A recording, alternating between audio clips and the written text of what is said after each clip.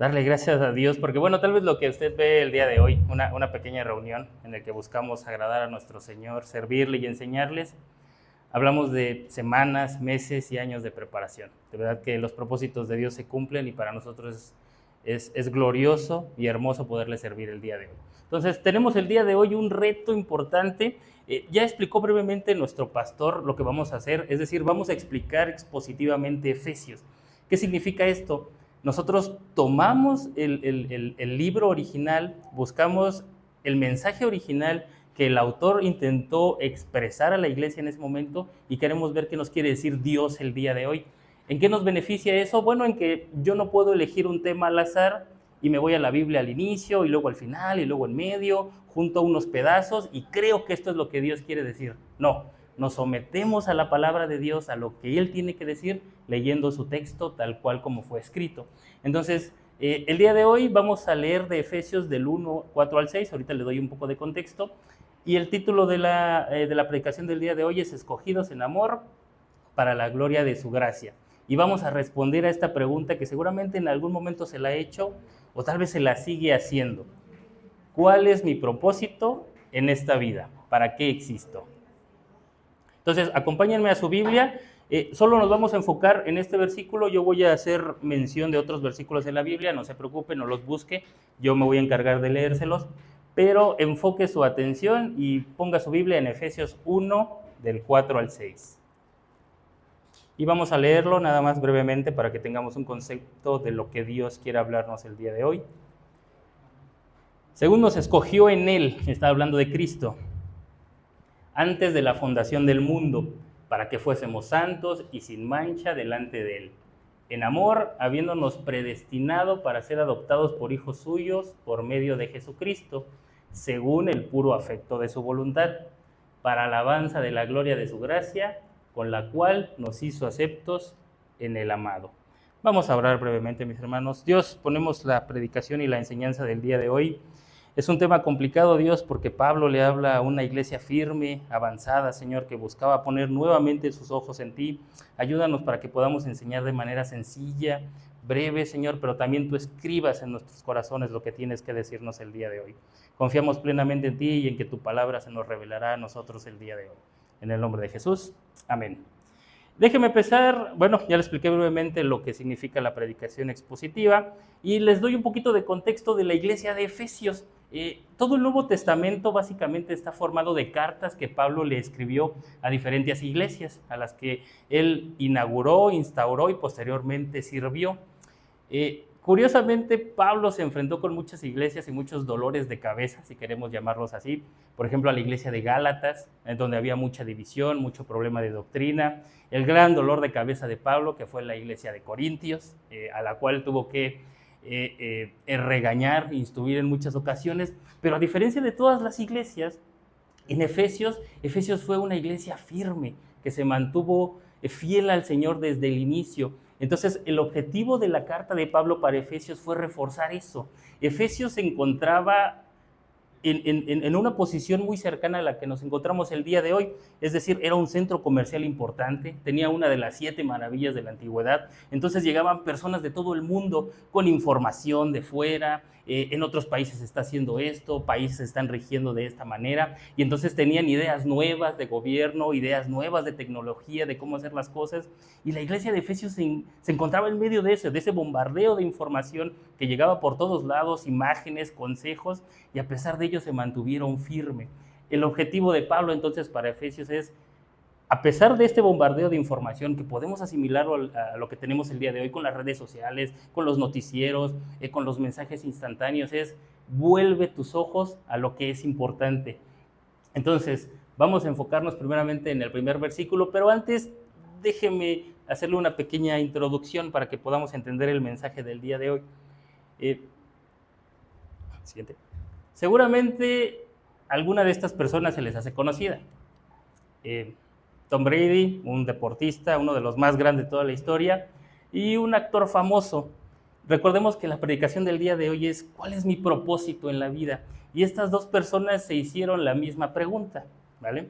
Tom Brady, ganador de 7 supertazones, tiene una cantidad de récords impresionante y que seguramente van a pasar muchos años o décadas, alguien que se acerque a esos números. Durante la mitad de su carrera, cuando ya llevaba 3 supertazones, en una entrevista, le preguntan, bueno, Brady, alcanzaste ya lo que querías, alcanzaste tu propósito en la vida y todavía te quedan muchos años más, es decir, todavía le faltaba por ganar 4 supertazones más, romper muchos más récords, y le pregunta, bueno, ¿qué se siente, no? Haber alcanzado ese propósito. Y Brady le respondió de una manera interesante al entrevistador y le dijo, todavía me falta algo, ¿no? Y le dice, bueno, pues claro, estás joven, todavía faltan muchos supertazones por venir, muchos récords por romper, mucho dinero por ganar. Le dijo, no, no es eso. Y me gustaría saber qué es.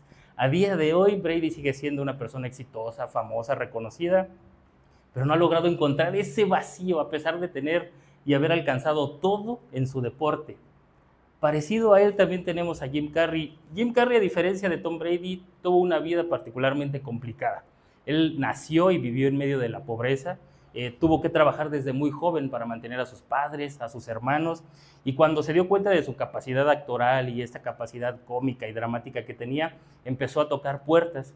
Por muchos años vivió en un carro muy viejo y pasaba noches enteras ahí, dormía, tocaba puertas, buscaba audicionar en diferentes lugares. Sin embargo, no alcanzaba ningún éxito, ningún reconocimiento. Y una de esas noches, Jim Carrey, él cuenta en esta anécdota, en esta entrevista que le están haciendo, que dobla una hoja en blanco y se dibuja él un cheque, ¿no? Dice, cheque por $10 millones. Y él se planteó el propósito de un día hacerlo real y cobrarlo. Pues bueno, 4 años después, estaba firmando un contrato de $10 millones por la película Una pareja de tontos, ¿no? La que lo hizo popular y la que catapultó su carrera. Sin embargo, después de ser popular, después de tener un sinfín de películas y reconocimiento y fama, cayó en una profunda depresión, vicios, tristeza, matrimonios rotos, relaciones iniciadas y que fallaron. Y en una entrevista donde él confiesa todo esto de su vida, le preguntan, bueno, ¿qué pasó, Jim? ¿No? ¿Alcanzaste la cúspide de tu carrera? ¿Alcanzaste ese propósito de cobrar ese cheque y aún mucho más? ¿Y qué pasó? Y Jim le responde a la entrevistadora y le dice, me gustaría que todo mundo pudiera cobrar un cheque de $10 millones para que se diera cuenta que esa no es la respuesta de nada. Entonces, tristemente, al día de hoy parece que nuestros esfuerzos, nuestro propósito debe ser en alcanzar un mejor empleo, en alcanzar un mejor salario, en tener una familia más grande o más pequeña, y desviamos nuestra atención en lo que realmente Dios quiere. ¿Cuál es el propósito? ¿Qué vine yo a hacer a la tierra? Entonces, Pablo busca que Efesios responda esa pregunta en los primeros 3 versículos de su carta. Vamos a leer entonces el primer versículo, Efesios 1:4.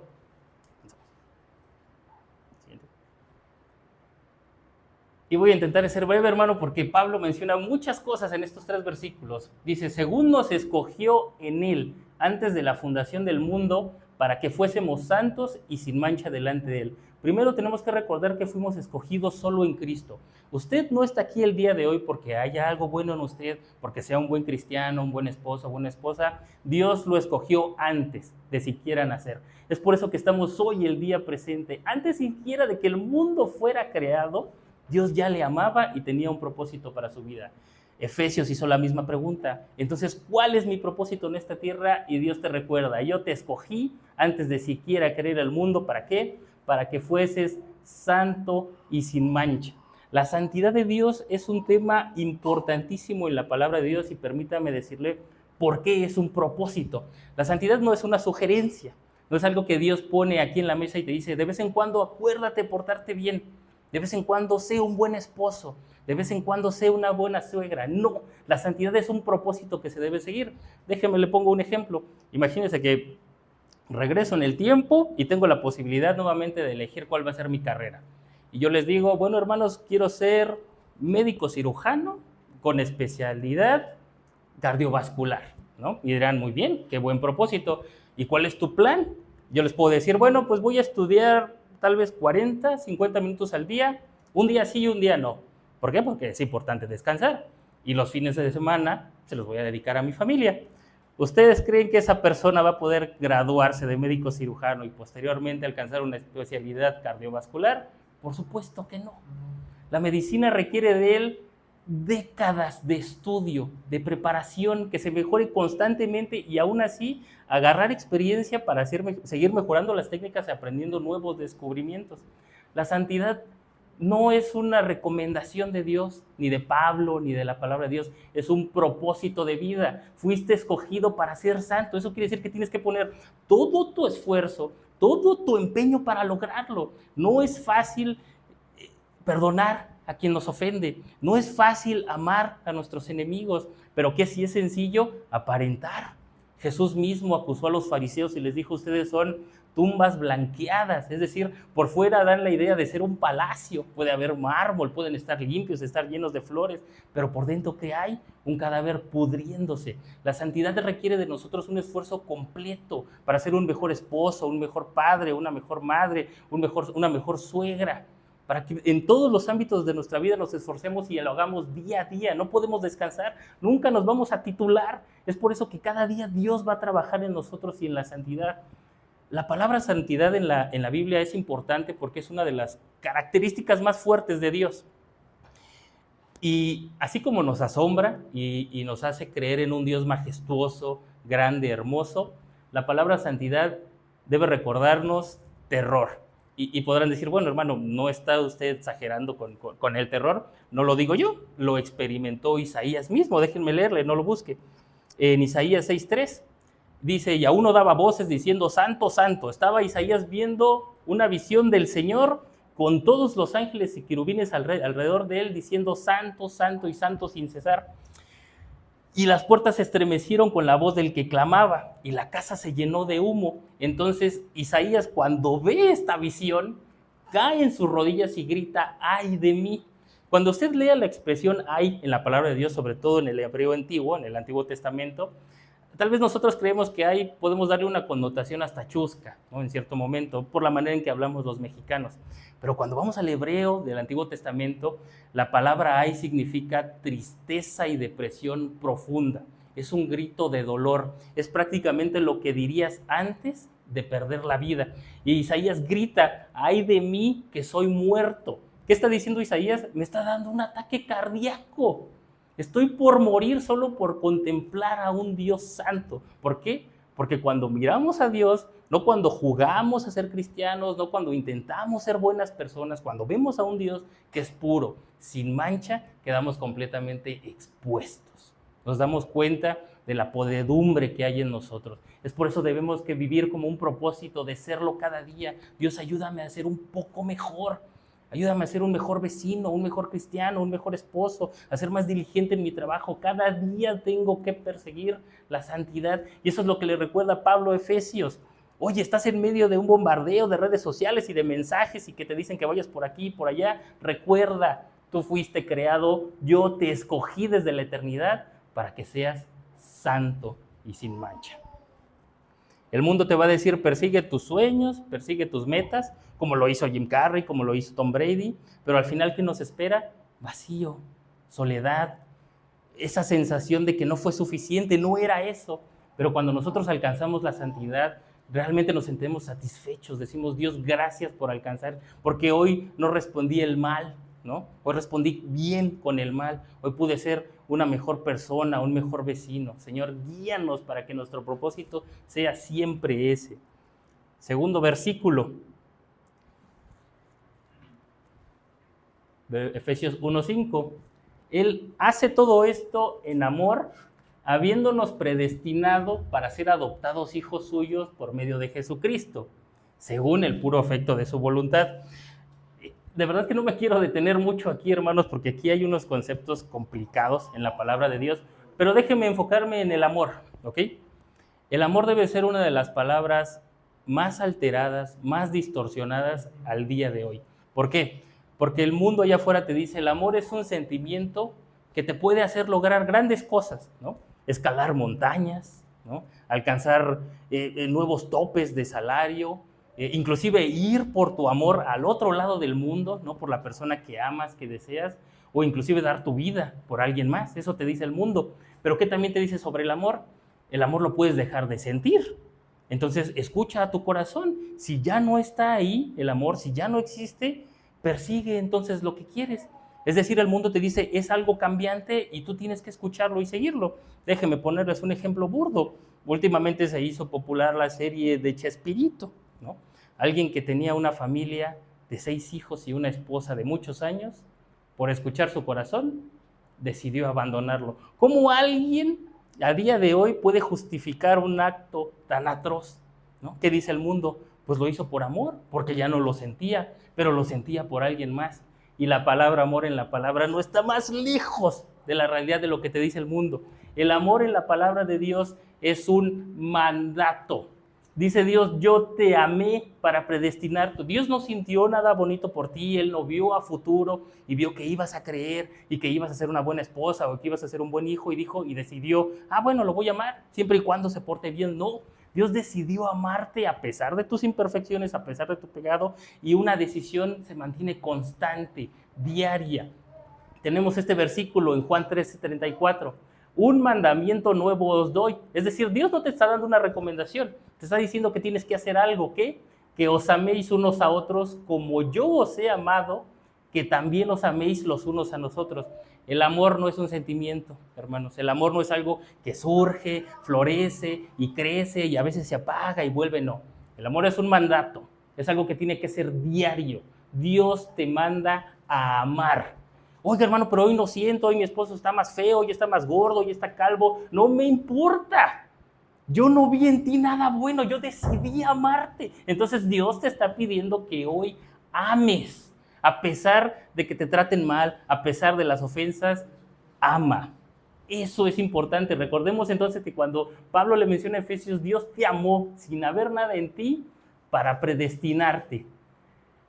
En la Biblia hay muchas palabras, hermanos, que causan conflicto, es decir, van a requerir que estudiemos fuertemente de la palabra de Dios, por ejemplo, la justicia de Dios, la salvación, la fe.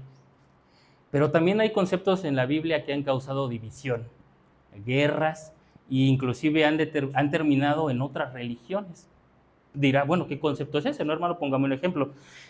Por ejemplo, la Trinidad, el hecho de que tenemos un Dios que es 3 personas, es un concepto complicado, que ha hecho que muchas iglesias se dividan y tengamos denominaciones distintas.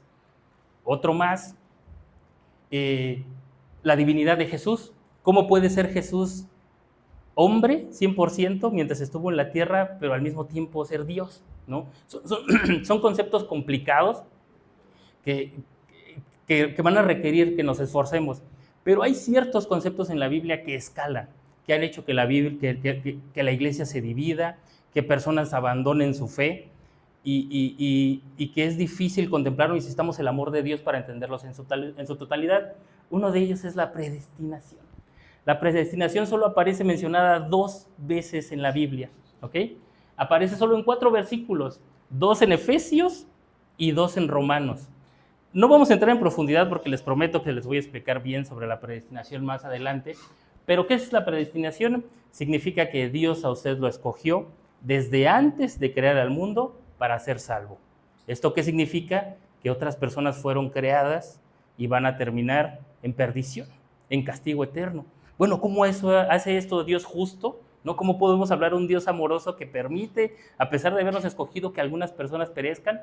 Pues bueno, eso es algo que vamos a explicar más adelante, es un concepto complicado, pero lo que hoy debe de quedarse claro en su corazón es que Dios lo predestinó. Es decir, Él desde antes de crear todo, de crear la humanidad, la tierra, en su omnisciencia todopoderosa dijo, voy a crear a mi hijo porque le amo y quiero pasar el resto de la eternidad con usted. Es algo por lo que tenemos que estar agradecidos. Pero entonces, ¿por qué Dios en amor nos predestinó desde el pasado? Segundo propósito. Nuestro primer propósito en la tierra era ¿qué? Ser santos y sin mancha. ¿Cuál es nuestro segundo propósito? Para ser adoptados hijos suyos. Y yo le pregunto de manera retórica, ¿por qué tenemos que ser adoptados? ¿Por qué simplemente Dios no nos toma como sus hijos? Yo ya acepté al Señor en mi corazón. ¿Por qué no soy automáticamente su hijo? ¿Por qué tengo que ser adoptado? ¿Por qué tengo que ser el proceso? Y déjeme leerle un versículo que es duro, pero las personas que necesitan ser adoptadas son 2 tipos de personas, los que quieren cambiar de padres o los que están huérfanos. El hombre, cuando cae, cuando los padres de la humanidad, Adán y Eva, fallan, toda la humanidad perece. En pecado se rompe nuestra relación con Dios y Él deja de ser nuestro Padre. Eso quiere decir que alguien nos adoptó. ¿Quieres saber quién lo adoptó? Romanos 3:20, Juan 8:44. Vosotros sois de vuestro padre el diablo, y los deseos de vuestro padre queréis hacer. Es un versículo duro. Jesús estaba acusando a los fariseos de sus mentiras, de sus ataques, pero debe recordarle de quién era su padre antes de llegar a los pies de Cristo. Es por eso que necesitamos ser adoptados, porque teníamos otro padre y solo sus deseos hacíamos, pero ahora solo a través de Cristo volvemos a ser hijos de Dios y podemos entonces actuar en ese camino de santidad y amor. Recuérdelo, porque el proceso de adopción que Dios hizo a través de Jesucristo es un evento único por el cual debemos de vivir agradecidos cada día. ¿Y por qué lo hizo Dios? ¿Por qué hace todo este plan? Por el puro afecto de su voluntad. Es decir, no hay nada en nosotros, nada bueno, no importa cuánto se esfuerce por su familia y por alcanzar un mejor trabajo y ser un buen cristiano, eso no significa nada. Dios lo hizo porque lo vio desde la eternidad y decidió ¿qué? Amarlo. Decidió. Dios no sintió este sentimiento que nació y surgió, Dios lo vio y lo amó. Eso es lo importante y lo que debemos de quedarnos. Entonces, ¿cuál es nuestro segundo propósito en la tierra? Ser nuevamente adoptados por Dios a través de Jesucristo. Y último versículo, Efesios 1:6. ¿Cuál es el tercer propósito y el más grande de nuestra creación?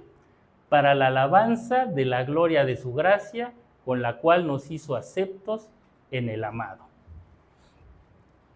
Nuestro propósito en esta tierra, hermanos, después de alcanzar la santidad, buscar ser sin mancha, ser mejores cristianos cada día, agradeciendo que Dios nos adoptó, es el hecho de que debemos alabar su gloria. ¿Por qué debemos alabar la gloria de Dios? Es una pregunta interesante, porque el hombre tiene este chip en el que cree que el universo y la tierra gira solo alrededor de él. Es decir, nací, me crearon mis padres, ahora la historia se trata de mí, ¿no? De cómo crezco, cómo maduro, cómo envejezco y cómo muero.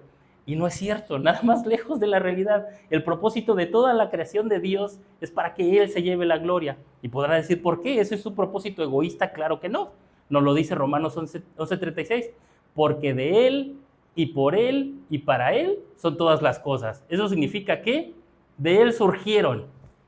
Él solo tiene el poder para crearlo, y todo el resultado de todo lo que suceda en mi vida y en la vida de cualquiera es solo para Él. Solo por eso Dios merece la gloria.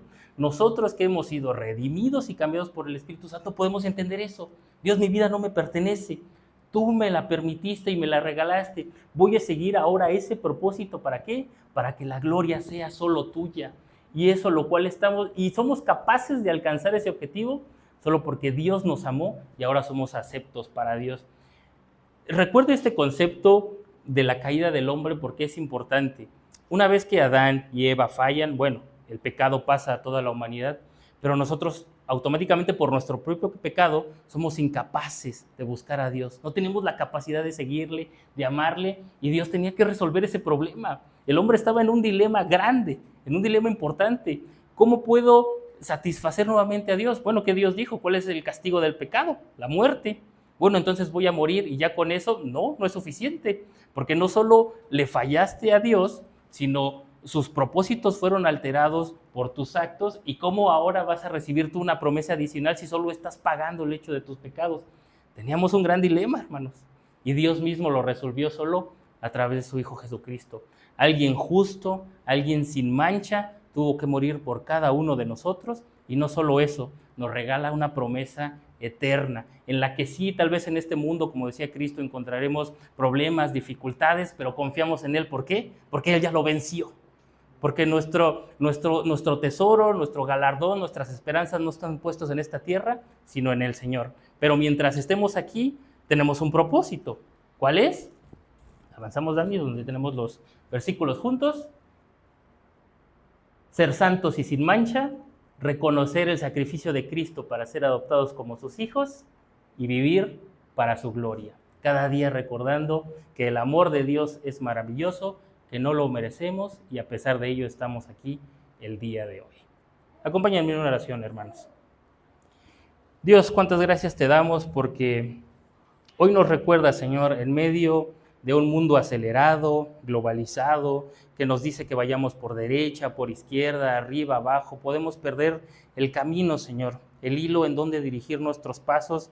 Y tú nos recuerdas a través de tu palabra hacia dónde debemos apuntar, Señor. Y ese camino es tu gloria a través de vivir una vida sin mancha, santa, Señor, donde no aparentemos, sino realmente tú transformes nuestras vidas, empezando en nuestro corazón, y todos los que están a nuestro alrededor, nuestras esposas, nuestros hijos, nuestros conocidos, familiares, vecinos, puedan ver esa gloria tuya, Señor, a través de una vida santa, sin mancha, pura.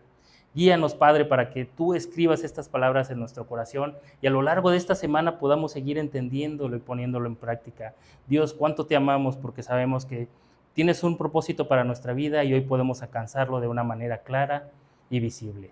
En el nombre de Jesús. Amén.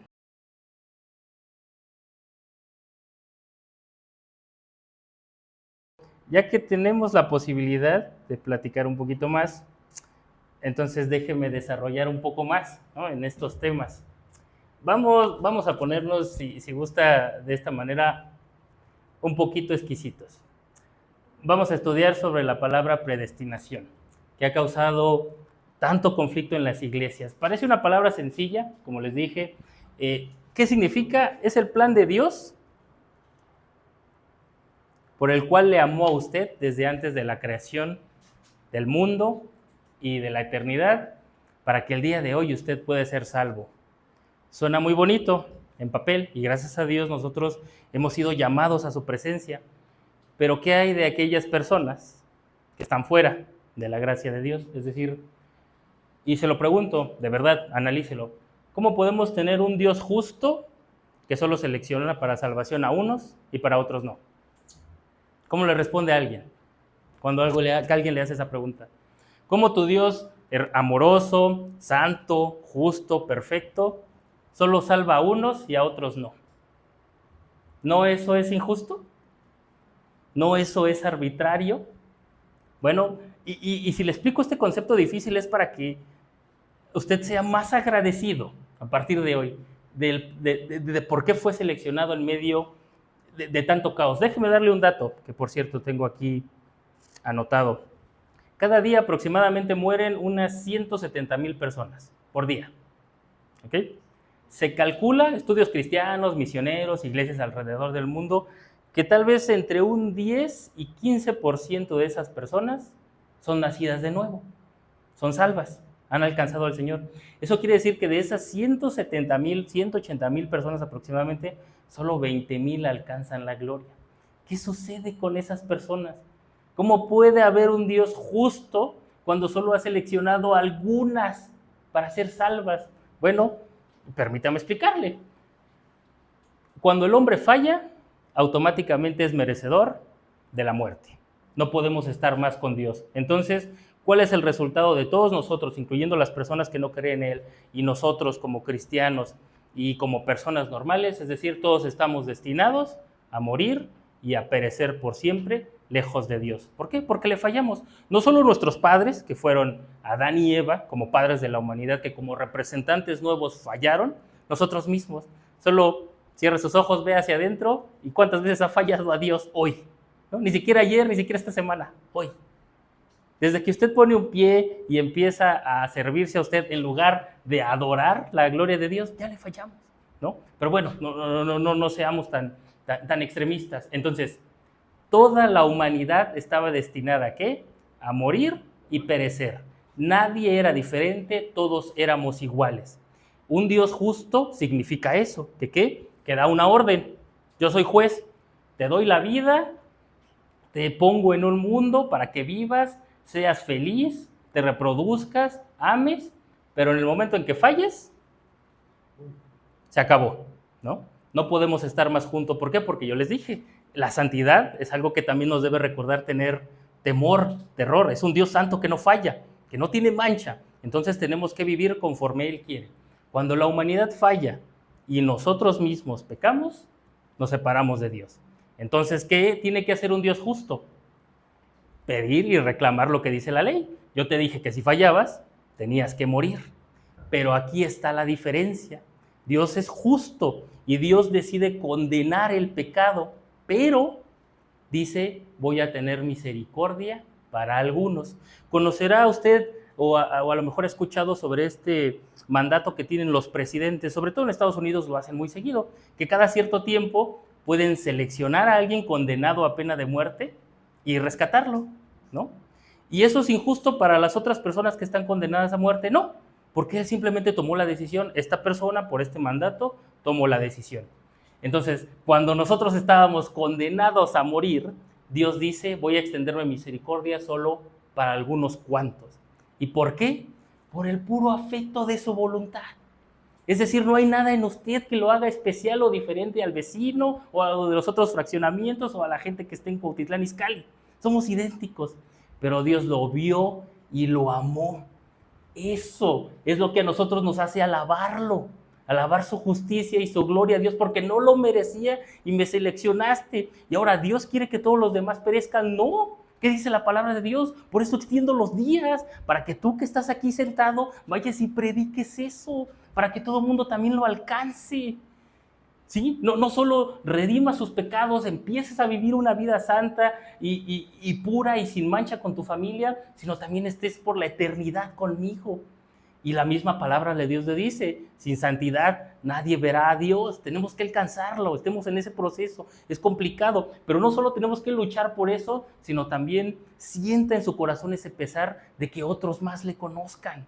Tal vez no seremos el ejemplo del mejor cristiano, el mejor vecino, pero estamos en ese proceso. Dios, ayúdanos a hacerlo. Y mientras lo estoy logrando, ayúdame a llevarle tu palabra a otras personas, para que ese número no se incremente, que cada día mueren sin el Señor, sino que puedan alcanzar su misericordia, su gloria y su vida eterna. ¿Y por qué se llama gracia?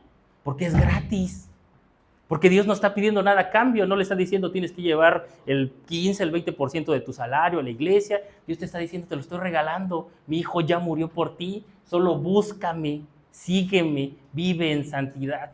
Entonces, ese concepto de predestinación es por eso, cuando lo vea en la Biblia, recuerde, Señor, gracias, ¿no? Porque me seleccionaste desde antes de siquiera existir, sin haber nada en mí, me trajiste a tus pies. Recordemos entonces nuestro propósito en la tierra. Señor, ¿a qué vine? A ser santo, a ser adoptado por tu Hijo y a darte la gloria. ¿Por qué merece Dios la gloria? Porque me seleccionó sin merecerlo. Entonces, gloria a Dios, de verdad, por este concepto. Es uno de los conceptos que mientras estaba estudiando en el seminario dije, Señor, ¿cómo es posible? De entre tantas personas hayas abierto mis ojos. Y es por eso que ahora le estamos sirviendo el día de hoy, porque no lo quedamos nosotros, no decimos este regalo es mío y voy a alcanzar la vida eterna y solo con los que amo, no.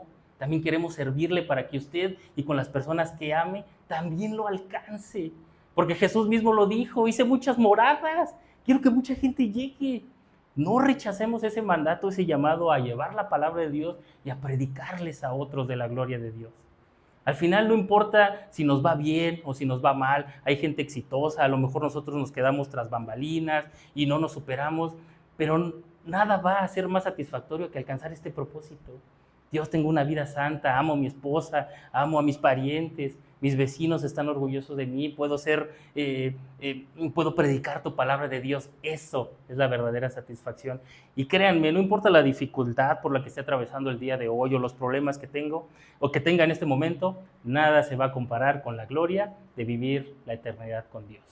Él dice que va a enjuagar nuestras lágrimas por última vez, ¿no? Cuando lo veamos, cuando lleguemos a su presencia, todo el dolor, todos nuestros problemas, por última vez, Él va a limpiar nuestras lágrimas para vivir una vida de felicidad a su lado. Guarde eso en su corazón, persiga la santidad y recuerde, este mensaje también tiene que llegar a otros. Y solo porque somos salvos y alcanzamos esta misericordia de Dios, por su Hijo Jesucristo. Nunca lo olvide. Ese sacrificio que después nuestro pastor nos va a guiar a entenderlo de mejor forma, es tan importante porque teníamos un problema muy grande, ¿no? Estábamos ya condenados, teníamos sentencia a morir, pero Dios dijo, a él no, a él le voy a otorgar misericordia. Por eso Dios sigue siendo justo hasta el día de hoy. Veamos qué otro concepto les puedo explicar, mis hermanos, para que también entendamos. A mí lo que me sorprende de la palabra de Dios es cómo en 3 versículos Dios nos habla de tantos conceptos y es complicado, y es por eso es importante que Dios ha puesto en el corazón de su pastor en el corazón de Dani o yo como su maestro, para que los guiemos. ¿A quién? Hacia Dios. No tiene por qué poner los ojos en nosotros, en lo que podamos enseñarles, en ideas que podamos darles o consejos. Tiene que poner sus ojos en Dios, quien es lo que lo va a guiar hacia la santidad y a ese propósito final. En resumen, mis hermanos, el mundo te va a decir, persigue tus sueños, escucha a tu corazón. Si amas, pues está bien. Si dejaste de amar, también está bien, no hay ningún problema. Pero Dios nos dice lo contrario. No persigas eso. No persigas la tristeza, la desigualdad, la soledad. Persigue la santidad y el amor para que al final un día estés conmigo. Entonces, pastor, yo creo que con eso ya aclaramos un poquito este término complicado y nos preparamos. Ahora, para finalizar, hoy entendimos, ¿no?, cuál es nuestro propósito aquí en la tierra, ¿no? Lo cual, bueno, Señor, ahora sí, me voy a esforzar en ser santo, en recordar el sacrificio de tu Hijo y en darte la gloria cada día, porque me predestinaste sin merecerlo. Pero entonces, ¿cuál es la voluntad de Dios? ¿No? Porque cada día tomamos decisiones de mi trabajo, sobre mis hijos, tal vez me están ofreciendo un nuevo lugar de trabajo y si arriesgo mi carrera o si cambio para estudiar alguna otra cosa. Bueno, ya que tenemos un propósito, entonces conocer la voluntad de Dios es algo diferente. Y eso nos lo va a enseñar Pablo a través de la palabra de Dios la próxima semana. Que Dios les bendiga, hermanos.